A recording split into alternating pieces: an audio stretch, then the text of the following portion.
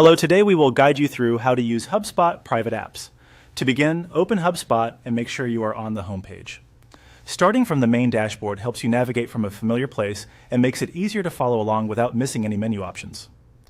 Once you are on the home screen, look to the top right corner and click on Settings.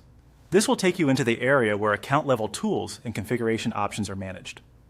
If you are moving quickly through the interface, it may help to pause for a moment and confirm that the Settings page has fully loaded before continuing. From there, find and click on Integrations. This section is where HubSpot organizes connections, apps, and related setup options. Since private apps are part of how HubSpot handles secure app access, this is the correct place to continue. Next, click on Private Apps. This opens the section specifically related to app connections and private app management. If you are working in an account with multiple setup options visible, just stay focused on the Private Apps area. Once you are in Private Apps, click on Go to Legacy Apps. This option will take you to the older app creation flow shown in this process. Be sure to select the legacy area only when that is the path you intend to use.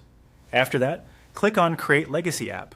This starts the setup process for creating a new app using the legacy configuration.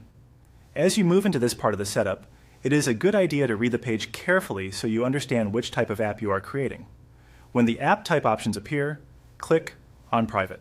This tells HubSpot that you want to create a private app rather than another app type.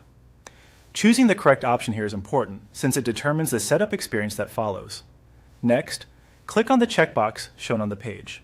This is typically used to confirm that you understand the notice or agree to the terms presented before continuing. Make sure the box is checked clearly before moving forward. Then, click Continue with Legacy Private App. This confirms your selection and moves you into the final part of the setup flow. At this stage, follow the on-screen procedure to complete the creation of your legacy private app.